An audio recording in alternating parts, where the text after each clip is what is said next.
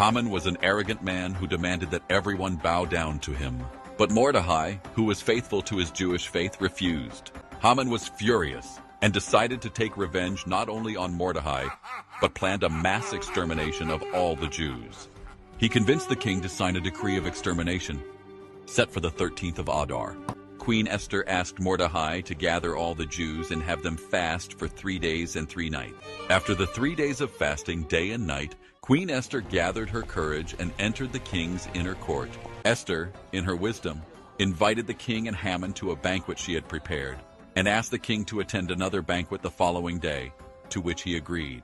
The time came for the second banquet that Esther had prepared, where she revealed the truth. With a voice trembling with excitement, yet full of determination, she said, "My Majesty the King, if I have found favor in your eyes, and if you agree to let me speak my heart, I will tell you that I and my people have been sold and are facing death." The king, shocked and astonished, asked, "Who is it that dared to do such a thing?" Esther, with great courage, pointed at Haman and said, "This wicked man is the adversary and enemy."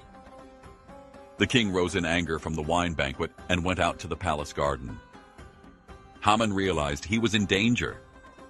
He lay on the bed where Esther was, pleading for his life. When the king returned and saw Haman on the bed, he shouted in anger, "Are you also trying to take my wife from me? Take him immediately and hang him on the gallows he prepared for Mordecai." And so Haman was hanged on the gallows he had prepared for Mordecai.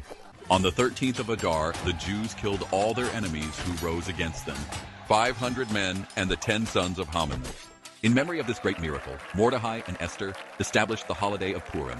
The Jews throughout the kingdom celebrated their miraculous salvation and began the tradition of reading the Megillah, sending food gifts, and giving to the poor. The holiday of Purim became a celebration of joy and unity, reminding us that even in the toughest times, there is hope and the possibility for change. The story of Esther and Mordecai teaches us about courage, loyalty, and the power of faith to change destiny.